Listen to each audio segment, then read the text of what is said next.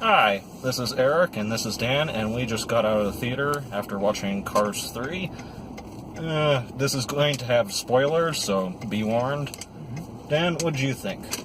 I enjoyed the movie. I heard a lot of people on the internet talking about how, the first half was really slow and they didn't like it too much, and then the second half was much better, and I can see where they were coming from with that, but I actually kind of saw this movie in thirds. Yeah. I think the first third, maybe 15, 20 minutes of the movie was actually really well done. Of course, I am a sports fan, so that might have played into it a little bit.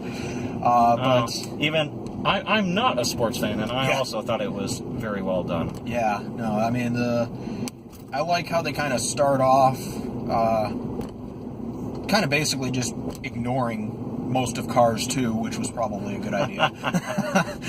It almost felt like it started up shortly after where Cars 1 ended. Lightning. Oh. You see a bunch of racing montages. Yeah. He's creaming everyone at the top of his game, and then Jackson Storm enters and just steals the race and really messes with Lightning's head.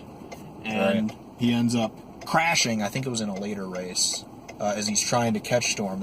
I think that might have been like, a few races in. Yeah. After Jackson had been introduced, yeah. It was after all of the various friends that Lightning had to either retire or actually get fired. Right, yeah. And that was kind of an interesting thing, too. I mean, something that the first film didn't really deal with is how these new racers are coming in and it's causing the old racers to basically just be outmoded. They're too slow.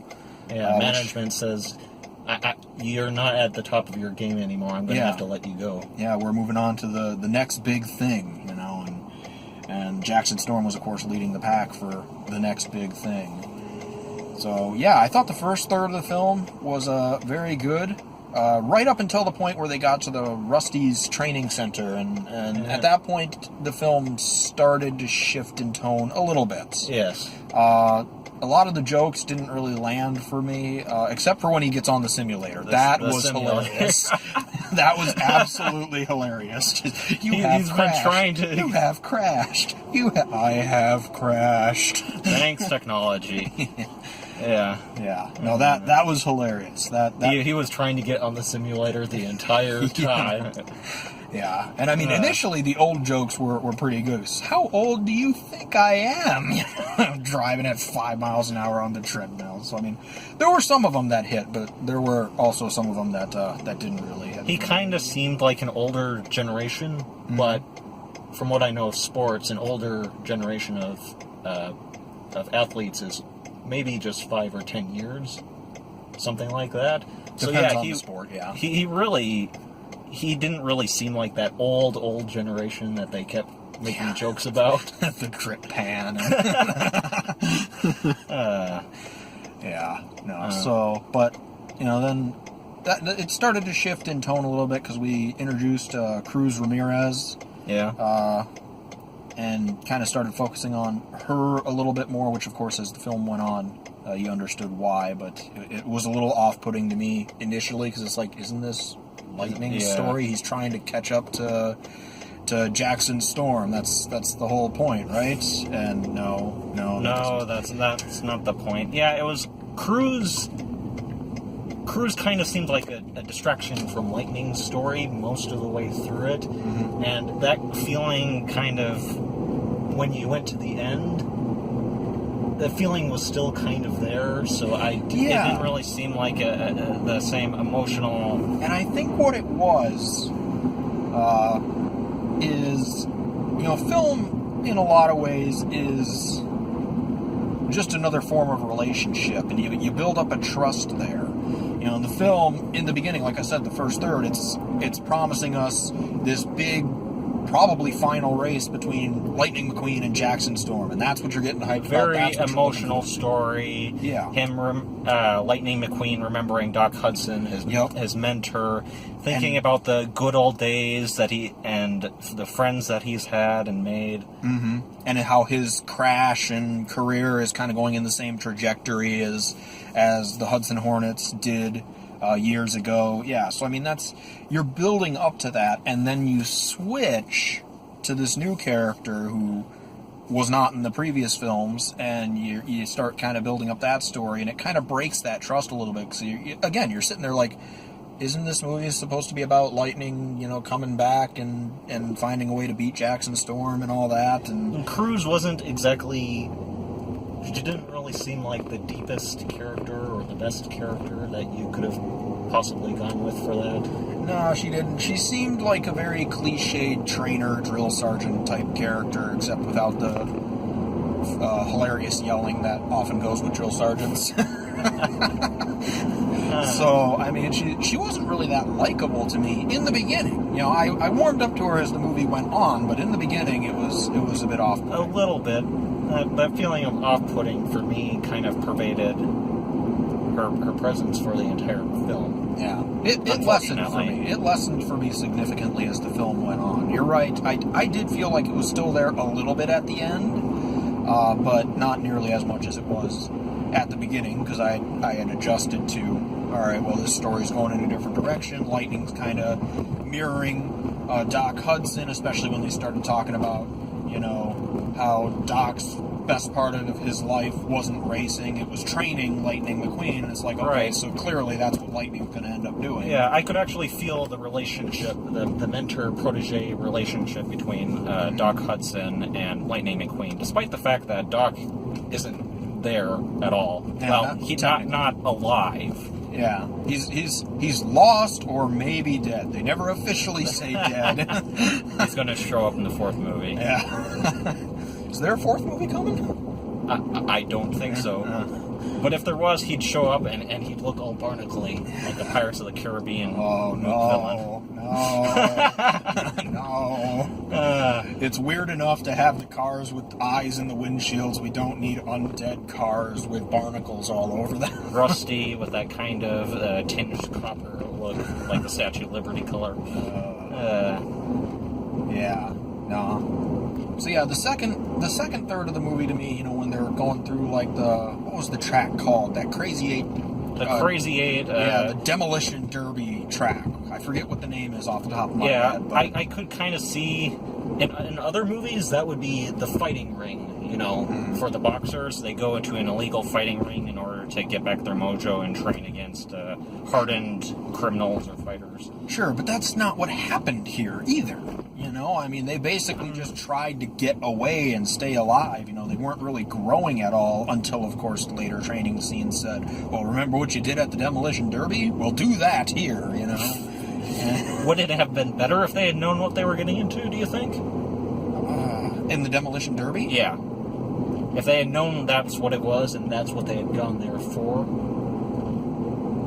As part of like a training thing, like Smokey or something said, hey, this will help you. I think it would have, because it would have been more focused, and it wouldn't have been, oh, here's why this scene was important, 15 minutes later. It wouldn't have... It would have flowed better. Been an offhand thing so that we could remember it a little bit later in the movie. Right, yeah. It would have flowed better, I think. So, I don't know if it would have been a night and day improvement, but I think it would have been a bit better.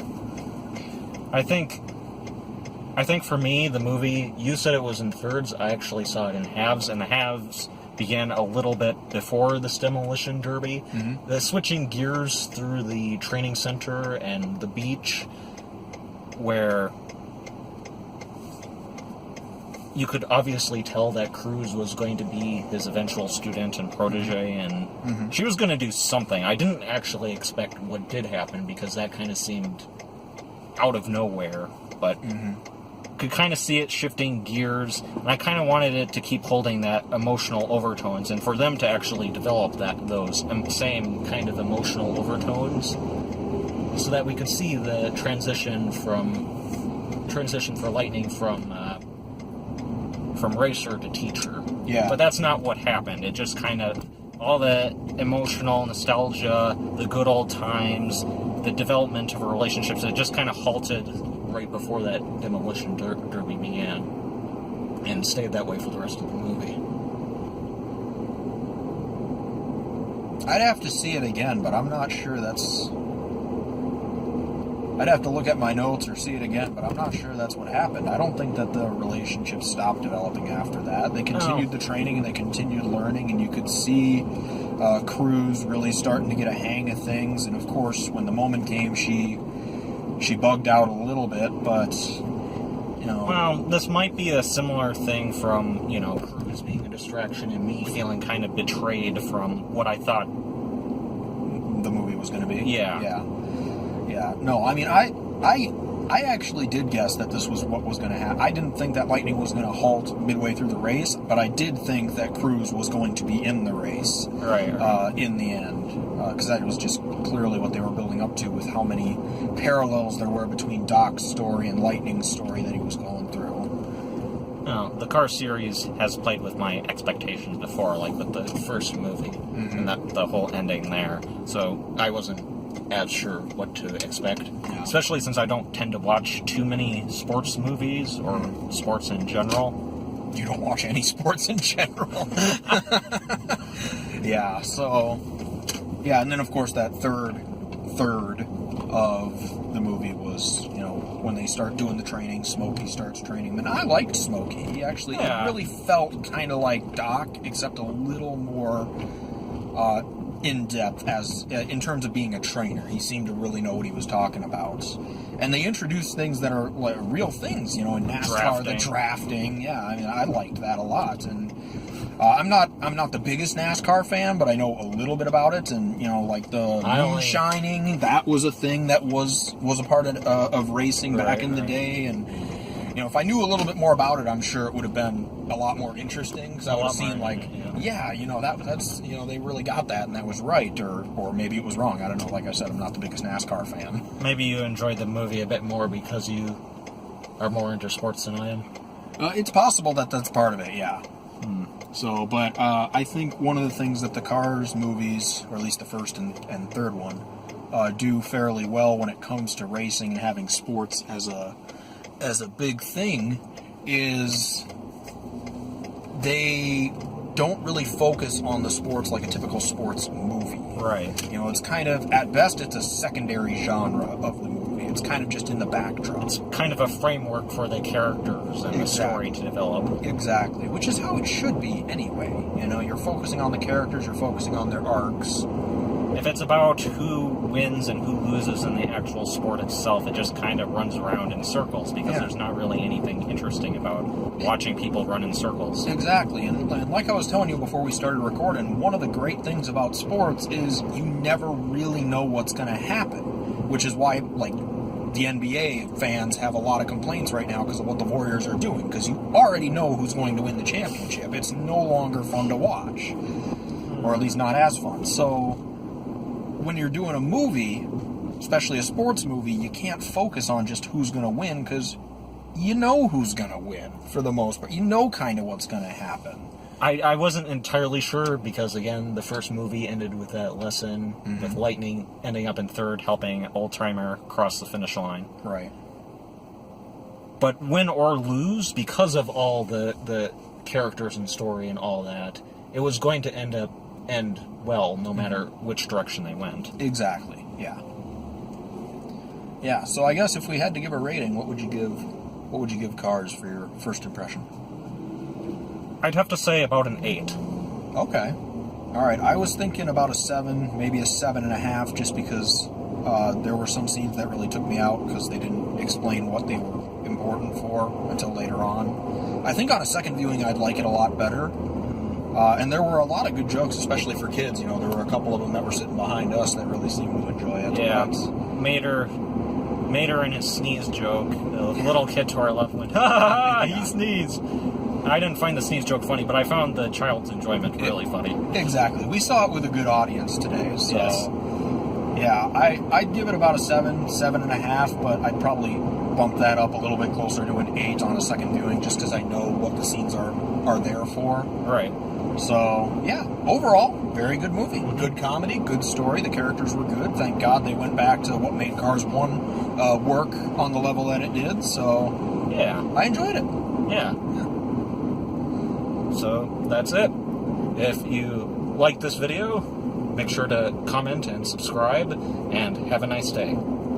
Hey guys, thanks for watching. If you like this video, click the subscribe button to get all the latest updates from the show.